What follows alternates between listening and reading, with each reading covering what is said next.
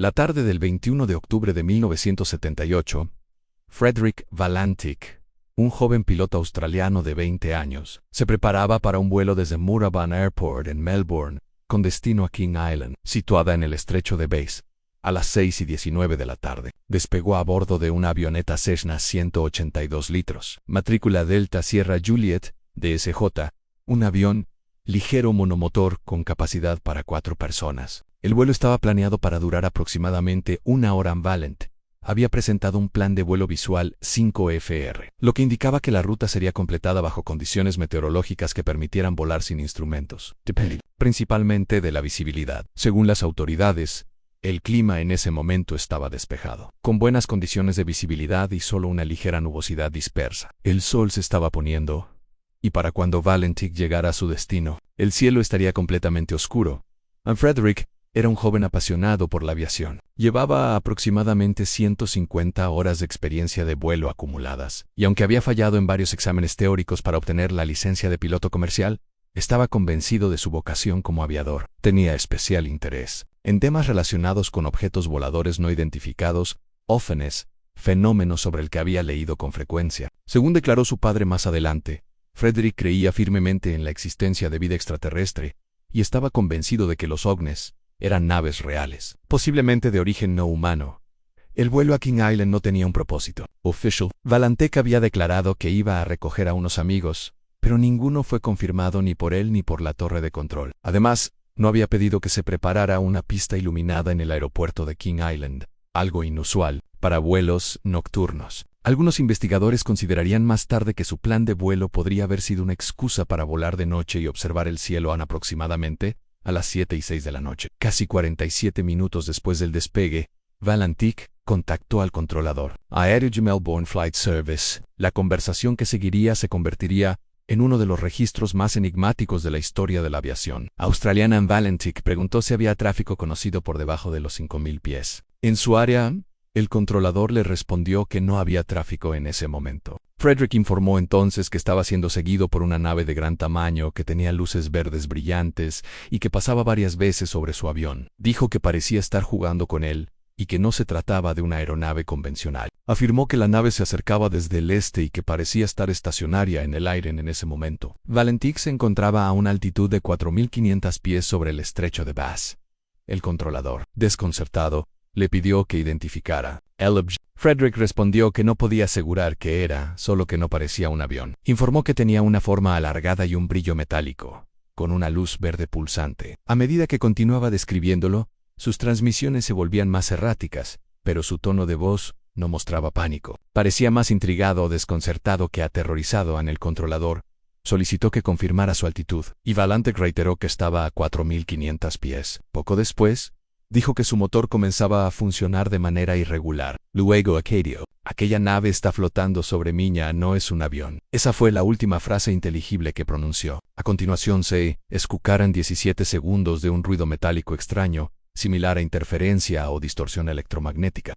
El canal quedó en completo silencio. Las autoridades australianas iniciaron una operación de búsqueda y rescate. Al amanecer del 22 de octubre, aviones y embarcaciones patrullaron el estrecho de Bass durante 4 días completos, cubriendo más de 1.000 kilómetros cuadrados. No se encontró ni rastro de la avioneta Cessna ni de Frederick Valantic, ningún resto del fuselaje, ningún objeto flotante, ni señales de un amerizaje forzoso. Solo se detectó una mancha de aceite en el agua, pero no se pudo relacionar con la aeronave desaparecida. La desaparición conmocionó al país y a la comunidad aeronáutica internacional. En cuestión de días, los medios australianos comenzaron a especular sobre la posible implicación de un objeto volador no identificado. La conversación entre Frederick Valantic y el controlador de vuelo fue difundida públicamente, y los investigadores no pudieron ofrecer una explicación satisfactoria. Aunque se consideraron múltiples teorías, ninguna fue concluyente.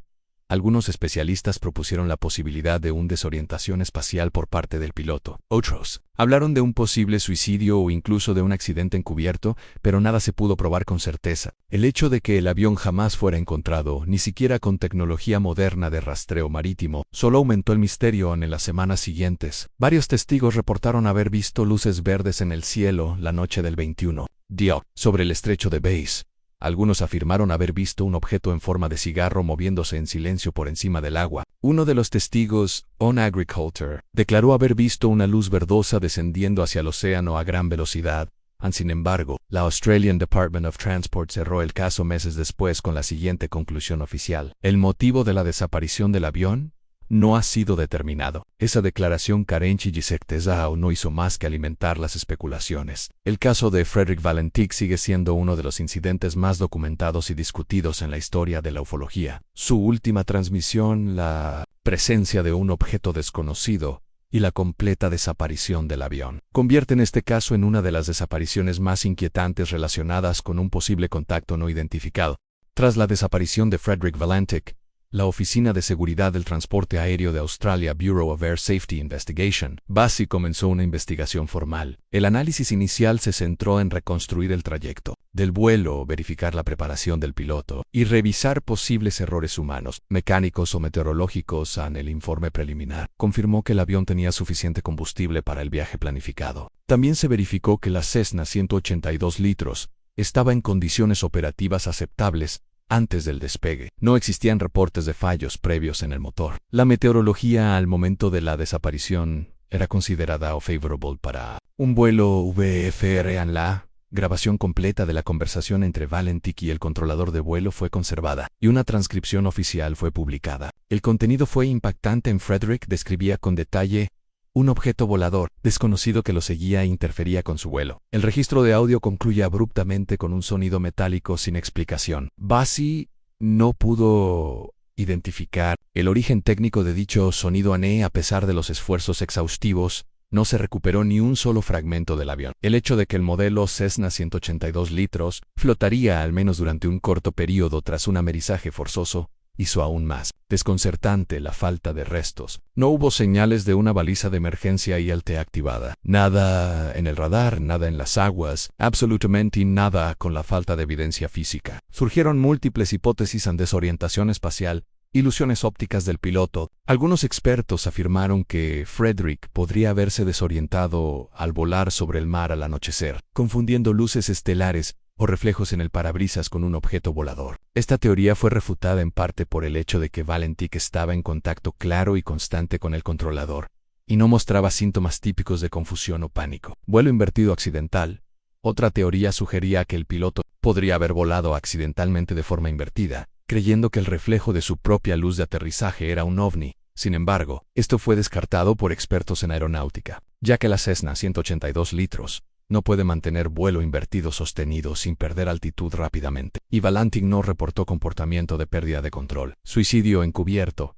Algunos escépticos propusieron que Frederick pudo haber utilizado el vuelo como método para desaparecer intencionalmente. Esta teoría fue considerada improbable por su familia y amigos, quienes lo describían como emocionalmente estable, entusiasta de la aviación y sin señales de angustia personal. Ninguna evidencia sugería una intención suicida. Secuestro extraterrestre. La teoría más debatida, aunque no oficial, fue que Frederick Valentich fue interceptado o incluso abducido por un objeto volador no identificado. Los ufólogos destacaron la descripción detallada del objeto por parte del piloto, las luces verdes, el comportamiento de acecho reportado y la interferencia electromagnética. El hecho de que ningún radar detectara otra nave en la zona, ni civil ni militar, añadía misterio. En la prensa australiana cubrió el caso ampliamente. Las estaciones de radio repitieron el audio de las últimas transmisiones. Los destacaron titulares como piloto desaparece tras avistar ovni. A nivel internacional, medios de Estados Unidos, Reino Unido y Sudamérica también informaron sobre la desaparición en los días posteriores. Más de 20 personas se presentaron como testigos. Varios residentes de la costa sur de Victoria afirmaron haber visto luces en el cielo sobre el estrecho de Bass entre las 18:30 y las 8 de la noche del 1 de octubre. Algunos describieron un objeto que se desplazaba a baja altitud en silencio, con luces intermitentes y un comportamiento errático. Uno de los testigos más citados fue Roy Manifold, un fotógrafo aficionado que se encontraba en Cape Otway esa tarde. Manifold había instalado una cámara automática para captar la puesta de sol. Posteriormente, al revelar sus fotografías, encontró una imagen en la que aparecía un objeto oscuro, de forma ovalada, suspendido sobre el horizonte. Aunque la imagen no era concluyente, muchos la interpretaron como una posible prueba visual de un objeto no convencional en la zona. Un año más tarde, En 1979, el Departamento de Transporte de Australia emitió su informe final. El documento concluía: no se ha encontrado ninguna evidencia que explique la desaparición de la aeronave. No se puede descartar ninguna causa posible.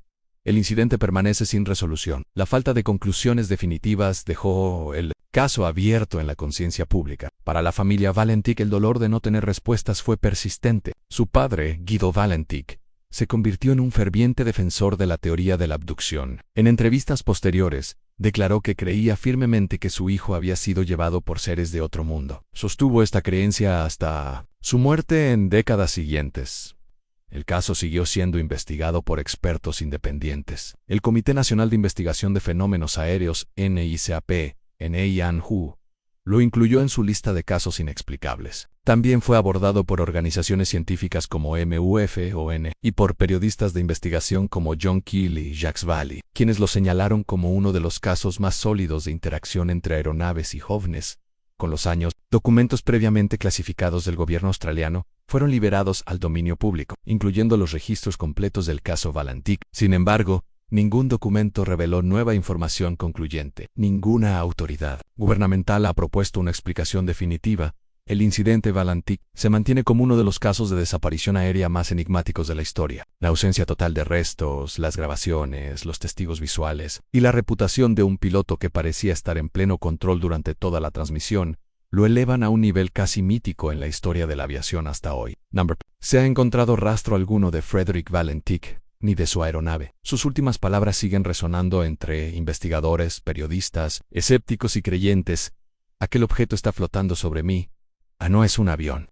El 22 de octubre de 1978, a las primeras horas del día siguiente a la desaparición de Frederick Valentic, la noticia comenzó a extenderse por los medios australianos. Lo que al principio parecía un simple accidente aéreo comenzó a transformarse en un caso intrigante debido a los elementos inusuales de su último contacto por radio. El Departamento de Transporte australiano fue notificado de inmediato, y una operación de búsqueda y rescate se organizó con rapidez. Aviones militares y civiles comenzaron a patrullar el área del estrecho de Bass, mientras helicópteros rastreaban la costa sur de Australia. Barcos de patrulla y embarcaciones pesqueras colaboraron voluntariamente, convencidos de que tal vez encontrarían restos del avión o del piloto flotando en el mar durante los primeros 2 días de búsqueda. Se cubrieron más de 1000 millas cuadradas, sin resultado alguno. No había señales de una colisión. No se encontró ningún fragmento de fuselaje, ni manchas de aceite confirmadas como pertenecientes al Cessna. Las condiciones meteorológicas habían sido estables durante el vuelo, y no se registró ninguna tormenta o fenómeno meteorológico extremo que pudiera haber afectado el trayecto de Valentic.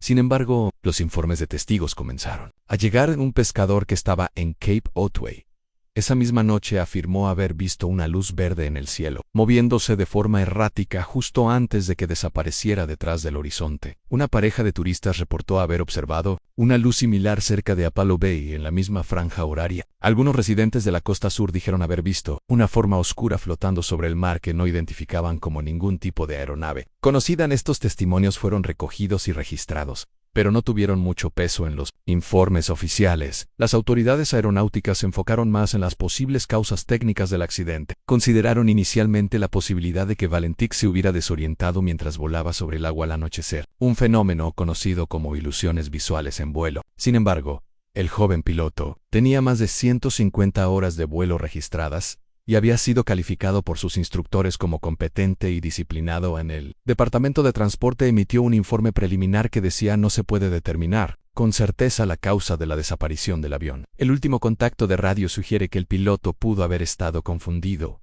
o bajo estrés psicológico al momento del incidente. Esta declaración siguió una gran polémica. Elon Foam no hacía mención directa a las palabras de Valentic sobre un objeto volador no identificado que lo seguía. Tampoco se refería a las maniobras que había descrito durante la transmisión. Esto llevó a algunos periodistas a acusar a las autoridades de ocultar información o minimizar deliberadamente lo ocurrido.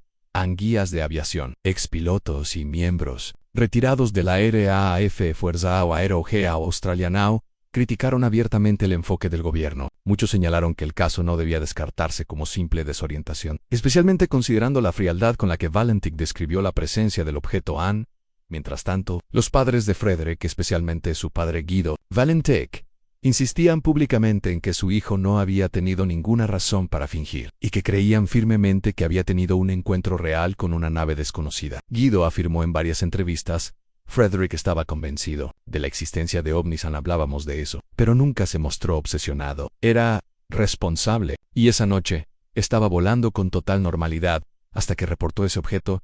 No lo inventó. El caso tomó un nuevo impulso cuando una parte de la grabación del último contacto entre Valantic y el controlador aéreo se filtró a la prensa. En ella se podía escuchar claramente a Frederick diciendo: «Han está volando sobre mí. No es un avión. Está suspendido en el aire». La grabación se volvió viral en los términos de la época y se reprodujo en varios programas de televisión y estaciones de radio. La presión pública aumentó. La gente exigía una investigación más profunda. Las teorías empezaron a circular con mayor fuerza, desde abducción extraterrestre hasta experimentos secretos militares en el estrecho de Bass.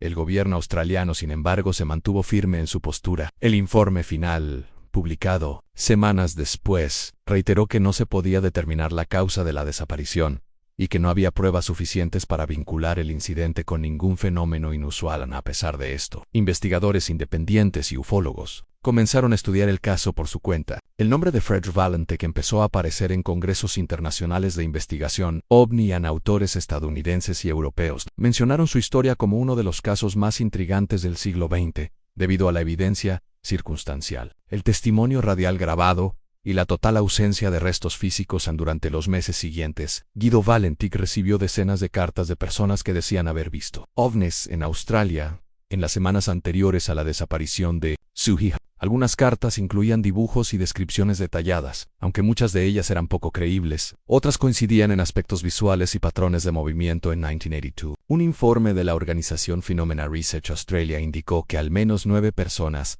habían visto un objeto luminoso sobre el estrecho de Bass el 21 de octubre de 1978. Estos testigos no se conocían entre sí y no habían sido entrevistados por el gobierno. A medida que pasaba el tiempo, el caso seguía sin resolverse. El avión nunca fue encontrado. Frederick nunca volvió, y el objeto que él describió con voz calma justo antes del corte final de radio quedó grabado en la memoria de la nación.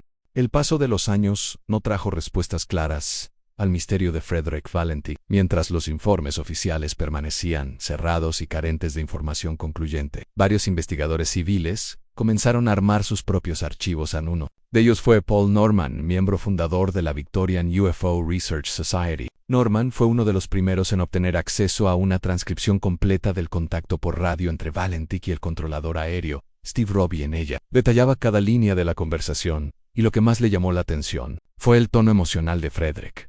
No se trataba de alguien en pánico, como podría esperarse de un joven piloto en problemas. Tampoco era alguien confundido. Su voz, aunque claramente alarmada al final, mantenía un control inusual. Describía al objeto con una extraña precisión, como si intentara documentarlo para alguien más.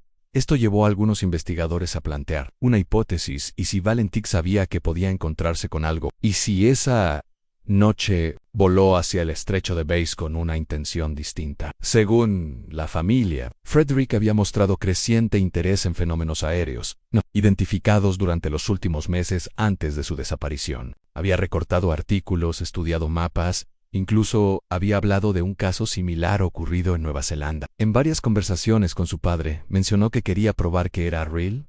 Para algunos, esto indicaba una obsesión peligrosa. Para otros, era simplemente una curiosidad alimentada por una mente abierta. Lo cierto es que no hay pruebas de que Valantic tuviera deseos suicidas o que planeara una desaparición voluntaria. Otro aspecto intrigante surgió con el análisis del sonido metálico registrado en la grabación final del vuelo. En los últimos segundos de la transmisión, justo después de que Valantic dice no es un avión, se escucha una serie de sonidos metálicos que duran 17 segundos. Técnicos en audio describieron el sonido como algo vibrante, metálico y oscilante, con un patrón irregular. El informe oficial del Departamento de Transporte describió el sonido como ruido de interferencia, sin más análisis, pero expertos independientes en acústica concluyeron que no se trataba de interferencia electromagnética normal. Algunos teorizaron que podría ser el sonido del motor alterado por un campo magnético fuerte, o incluso el ruido producido por un objeto girando rápidamente en el aire cerca del avión.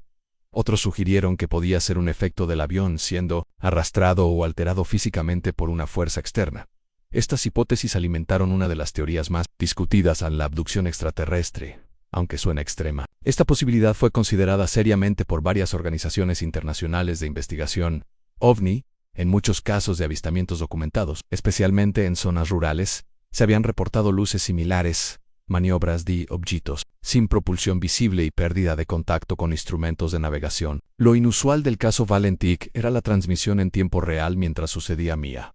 Pero no todos creían en la teoría alienígena. En algunos investigadores pensaban que Valentik pudo haber confundido las luces de su propio reflejo en el parabrisas, o incluso las luces de Venus o Marte, con una nave. Sin embargo, los cálculos astronómicos de esa noche refutaron esta idea. Venus estaba bajo el horizonte y Marte no tenía el brillo suficiente para producir ese efecto. Otra teoría sugería que Frederick estaba volando invertido sin darse cuenta, y que lo que vio fue el reflejo del suelo o luces lejanas de la costa. Sin embargo, esta hipótesis también fue descartada por pilotos experimentados que analizaron la trayectoria y características del vuelo. Un avión en vuelo invertido a tan baja altitud y velocidad habría perdido sustentación en pocos minutos. En 1983, un nuevo giro en la historia llamó la atención de los medios nuevamente. Un hombre que caminaba por la costa en Cape Otway encontró un fragmento metálico corroído entre las rocas, que parecía parte de una estructura aeronáutica. Fue entregado a las autoridades para análisis. El fragmento tenía signos de oxidación prolongada, pero no correspondía claramente a ningún modelo registrado de la zona, aunque algunos esperaban que fuera una pieza del Cessna de Valentik. El informe oficial dijo que no había evidencia concluyente para asociarlo al avión. El fragmento fue almacenado en un archivo y nunca volvió a ser mencionado en los informes públicos. Mientras tanto, los avistamientos de Havnes en el sur de Australia aumentaron después del caso Valentik. Entre octubre de 1978 y febrero de 1979, más de 60 informes fueron registrados por organizaciones independientes, muchos de ellos cerca del estrecho de Bass. Algunos testigos afirmaron haber visto objetos luminosos sumergirse en el mar o desaparecer a gran velocidad sobre la línea del horizonte. En uno de los casos más notorios, 3 marineros que navegaban al este de King Island reportaron haber visto una luz esférica que flotaba sobre el agua durante varios minutos antes de elevarse, sin hacer ruido. El testimonio fue registrado por la policía local, pero nunca fue investigado formalmente en la familia Valentik. Nunca dejó de buscar respuestas en cada aniversario del caso. Guido Valentik hacía una declaración pública, recordando a su hijo y exigiendo una reapertura de la investigación. En entrevistas, declaraba que no descansaría hasta saber qué le ocurrió exactamente a Frederick, y que confiaba en que algún día la verdad saldría a la luz, incluso si fuera más allá de lo que la ciencia convencional pudiera aceptar. En 1998, con motivo del 20 aniversario del caso, la cadena australiana ABC emitió un documental especial con grabaciones restauradas, entrevistas inéditas y nuevas reconstrucciones del vuelo. El caso Valentik volvió a la conversación pública, esta vez con una generación más joven interesada en los enigmas sin resolver. Pero incluso con la tecnología moderna, los esfuerzos de localización mediante escaneo del lecho marino en 3D, sonar avanzado y radares subacuáticos no lograron encontrar restos del avión. Es como si Frederick y su Cessna hubieran sido borrados del cielo en un instante. Décadas después de la desaparición de Frederick Valentik, el caso no ha perdido vigencia. Lejos de desvanecerse, ha ganado aún más notoriedad con el paso del tiempo, gracias al avance de la tecnología, la desclasificación parcial de archivos y el acceso global a la información. El misterio ha cobrado nueva vida en 2012. A 34 años del incidente, la Oficina Australiana de Seguridad del Transporte ATSB desclasificó parcialmente algunos documentos técnicos del caso, incluyendo transcripciones, reportes meteorológicos y el análisis de búsqueda. Sin embargo, los documentos clave relacionados con la grabación original del vuelo y los registros técnicos de radar seguían clasificados o estaban perdidos. Ese mismo año, investigadores del Phenomena Research Australia solicitaron mediante la Ley de Libertad de Información fue acceso completo a las grabaciones originales entre Valentik y la Torre de Melbourne. La solicitud fue rechazada, argumentando que la grabación no estaba en los archivos y que posiblemente había sido extraviada. Durante una reorganización de los registros en los años 80, la negativa alimentó sospechas.